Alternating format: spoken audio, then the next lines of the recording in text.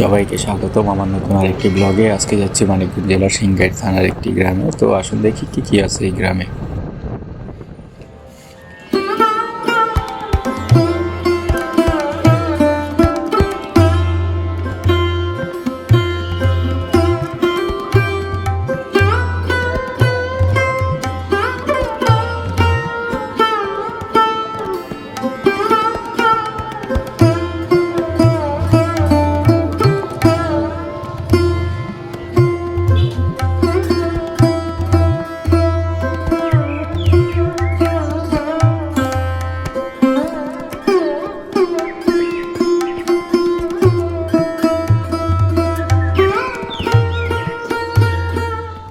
এখানে রাস্তার মধ্যেই এই ধান নিয়ে নেওয়ার পরে যে খ্যারটা থাকে এই খ্যার শুকাতে দিয়েছেন এই গ্রামবাসী।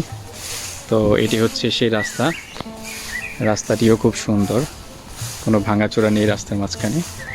আশেপাশে রয়েছে বড় বড় ক্ষেত যেখানে চাষবাস করা হয়, চাষের জমি, এবং রয়েছে সামনে একটি খুবই পুরাতন এবং খুবই বয়স্ক একটি গাছ। খুবই সুন্দর পরিবেশ, এখানে আসলে মন ফ্রেশ। চারপাশেই রয়েছে অনেক সুন্দর পরিবেশ, কি সুন্দর বাতাস বইছে। অনেক রোদ, তারপরেও বাতাসের কারণে রোদটা গায়ে লাগছে না। গ্রাম বাংলার পরিবেশ খুবই সুন্দর। এই তো সামনে রয়েছে একটি তাল গাছ এক পায়ে দাঁড়িয়ে, এবং এখানে রয়েছে চাষের জমি, এখনো কোনো কিছু বপন করা হয়নি। গ্রামের মেঠো পথ খুবই সুন্দর দেখতে। তো আসুন আমরা হাঁটি এই গ্রামের মেঠো পথ দিয়ে এবং দেখি কি আছে এই গ্রামে। এটি আসলে আমার নিজেরই গ্রাম। তো আমার গ্রামেই আজকে আসলাম একটি কাজে, তো সেই কাজের ফাঁকে একটি ভিডিও করে নিলাম।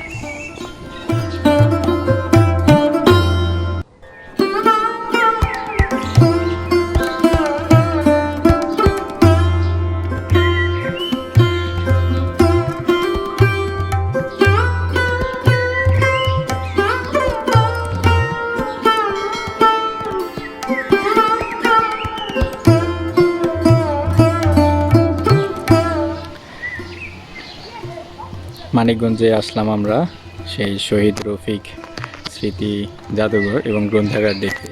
তার একটু ভিতরে ছিল পারিল নামক একটি স্থান, সেখানে রয়েছে একটি খুবই সুন্দর জায়গা, একটি বড় নদী, কিন্তু সেই নদীটি এখন শুকিয়ে গেছে, এখানে পানি নেই। মানুষ এখন এখানে হেঁটেই চলতে পারে। সামনে সেই ব্রিজটি দেখলেই বোঝা যায় কত উঁচুতে ব্রিজ দেওয়া ছিল, কিন্তু এখন এই ব্রিজের কোনো কাজই নেই। মানুষ এখন হেঁটেই পার হতে পারে এই নদীটা। খুবই নদী, আগে ঢাকা থেকে মানুষ লঞ্চ, ট্রলার বা নৌকা করে এখানেই এই নদী ধরেই এখানে আসতো এই গ্রাম। এই নদীটির পাশেই রয়েছে একটি মাজার, সেই মাজারে মানুষ অনেক কিছুই মানত করে। এখানে প্রচলিত আছে এই মাজারে মানত করলে নাকি মানত পূরণ হয়। আসলে আমাদের তেমন একটা জানা নেই, এই সম্পর্কে ধারণা নেই। এই মাজারে মানুষ মোমবাতি দেয়, বাতাসা দেয়, সব কিছু দেয়। সামনে আছে একটি দোকান, এই দোকান থেকে এই মোমবাতি, বাতাসা এগুলো ক্রয় করে মানুষ এই মাজারে দিয়ে যায়, তাহলে নাকি মানত পূরণ হয়। আসলে আমাদের এগুলো জানি না কতটুকু সত্যতা আছে এর। খুবই সুন্দর জায়গাটা, খুবই সুন্দর পরিবেশ। এখানে রয়েছে একটি খুবই পুরাতন গাছ, দেখা যাচ্ছে অনেক উঁচু গাছ। বাংলাদেশের ধর্ম প্রচারের জন্য এসেছিলেন হযরত শাহজালাল রহমতুল্লাহি আলাইহি। তার এই সফরকালে যে 360 জন আউলিয়া ছিলেন তাদেরই একজন এই হযরত শাহ আলী বাগদাদী রহমতুল্লাহি আলাইহি। ওনারই মাজার এটি।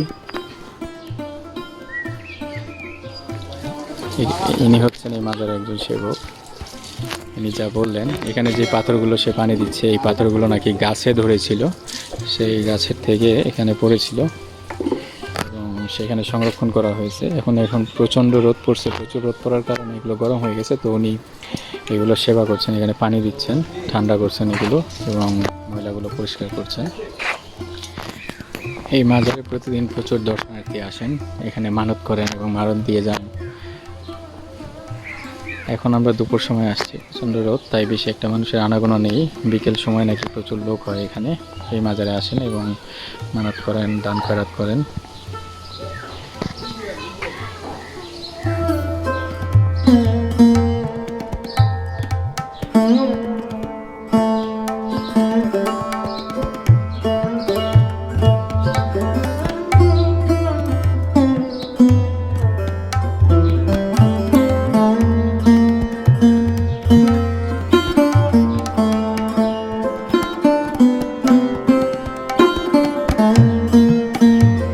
দেখতে দেখতে ভিডিও শেষ প্রান্তে চলে আসলাম।